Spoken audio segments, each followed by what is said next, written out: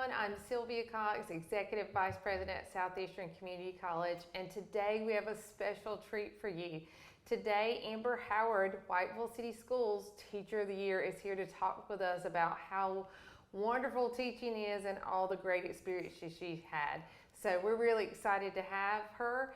And Amber, tell us a little bit about where you teach at and what you do here specifically at Whiteville City Schools. I currently teach at North Whiteville Academy, which is the alternative school in the Whiteville City Schools system. I teach high school English, so I have 9, 10, 11, and 12th graders. Wow, that's super impressive. And we've been chatting before this started, and you actually are a product of Whiteville City Schools. So tell us about your journey to become a teacher and how you landed back in the very school system that you were a part of. I graduated from Whiteville High School in 2010 and went on to Campbell. As most people do with Campbell, I was originally majoring in pharmacy and quickly found out that I did not like science. I was really passionate about my English classes, and I had a lot of professors at Campbell that encouraged me to pursue English. So I eventually pursued my English education degree and graduated in 2014 in December. When I was looking for a job after graduation, my mom worked at the school system, and there was an English teacher position available, but it was middle school. I was not licensed in middle school, but he was like, if you want to come, we will make it work. So I came and I taught 8th and 7th grade for a year and a half before I got a call from a former teacher of mine who was the principal at the time. She asked if I would come be her English teacher at North Whiteville Academy, and I was a little hesitant at first. My ultimate goal was always to go back and be with my teachers at Whiteville High School.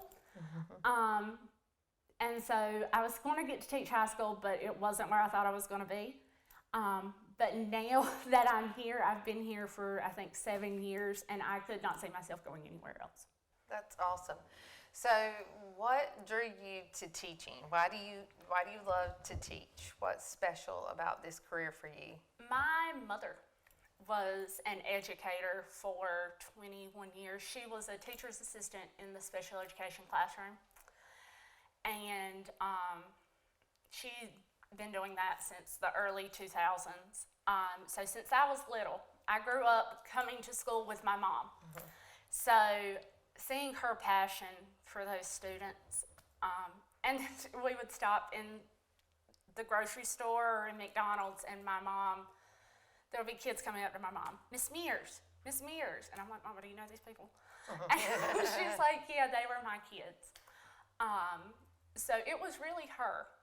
Oh, that's great. Her passion is what drew me there, and we did get to work at we worked on the same campus for quite a while. Unfortunately, she was in an accident and she can no longer work, but she talks about it every day.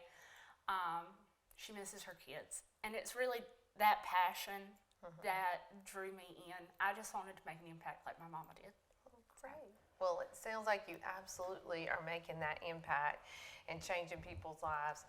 So tell us a little bit about what it's like in a day in the life in your classroom. What do you do to engage students and to get them inspired to learn? We do a lot of hands-on. My kids, when they come in, first thing they know our routine. They do their journal on the board.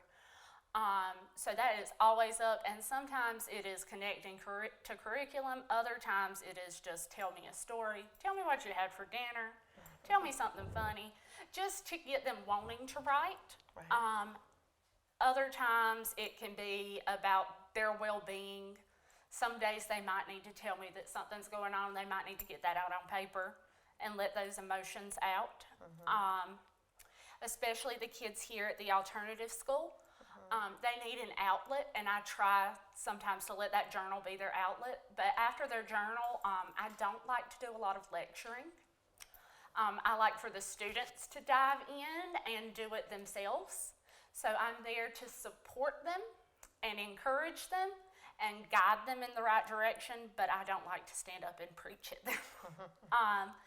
So they do a lot of hands-on activities and a lot of research activities, and I try to get them to do as much as they can that they would be doing in the real world. So any kind of real world application that I can give them is what I try to do. Do you think that they really appreciate that real world application? Because, you know, I was also a teacher and I taught writing, and it is not, ironically, everybody's favorite subject, right? So, you know, do you think that those real world applications really help them to connect to what they're doing? Afterwards, yes. So I will have my graduated kids. They'll send me a message on Facebook, or they'll see me in the grocery store. And they'll be like, you know, I'm glad you made me do that. Even though, you know, the whole time they were here, they complained. And I'm like, see, I told you, this is my I told you so moment. I told you you would be thankful later. Right.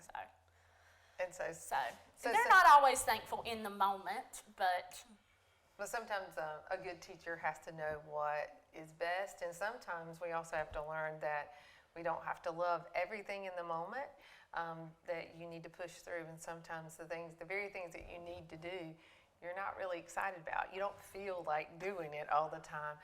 So that's a valuable lesson too. And you know, I'm glad that you also tell people I told you so, because sometimes I would do that in teaching and with my own children. I'm not afraid to say I told you so. Yes.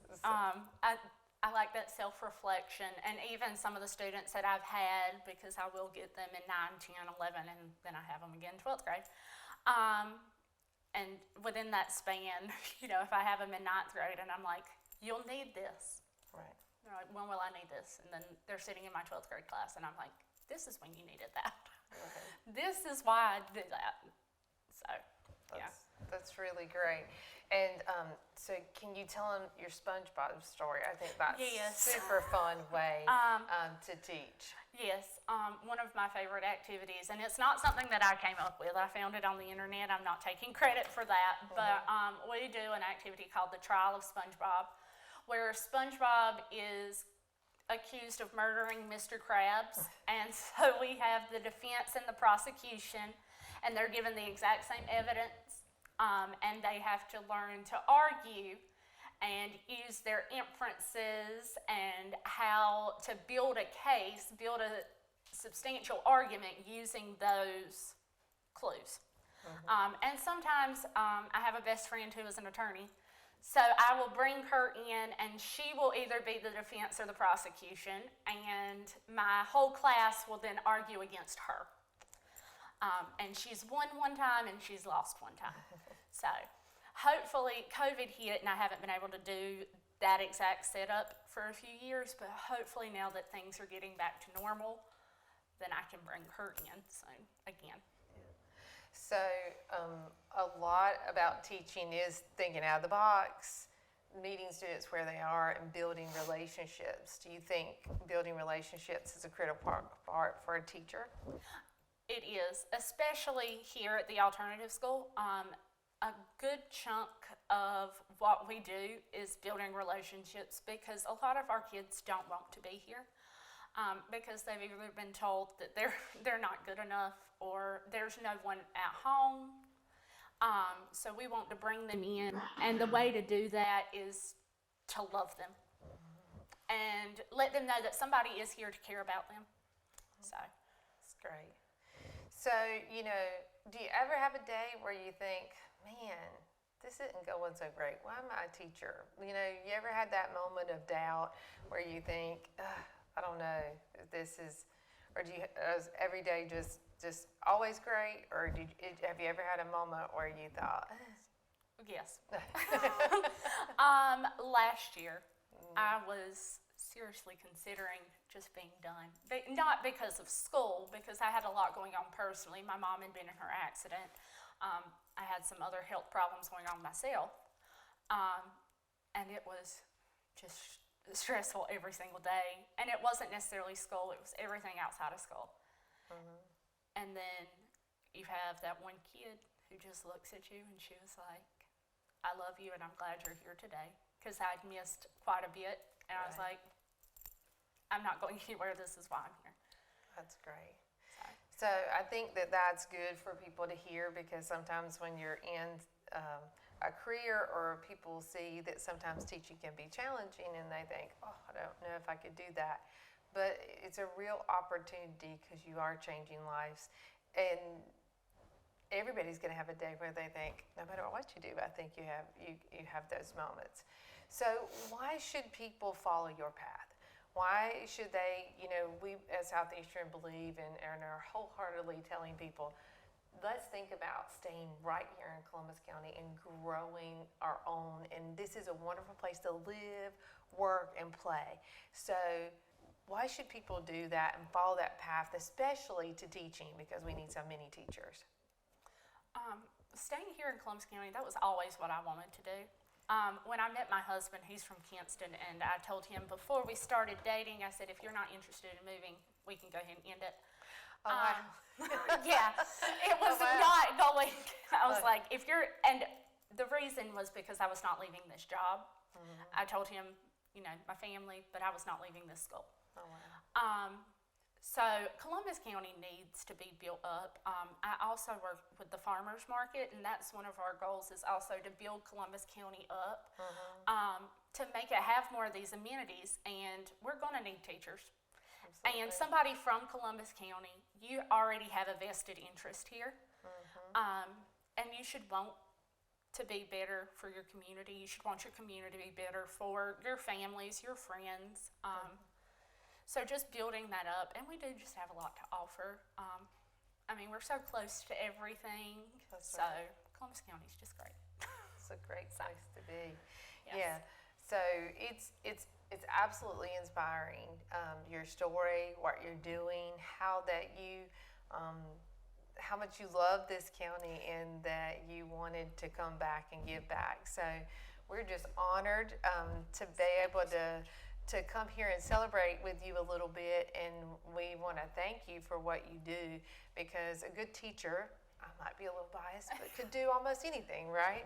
And so to make that commitment to come to work and to give your life to something much bigger than you is pretty incredible. So we want to thank you for that. We want to congratulate you on being the Teacher of the Year, and all the work that you do here at this school, and it sounds like that you do for our community. Thank you. Yeah. So it's been great to be here.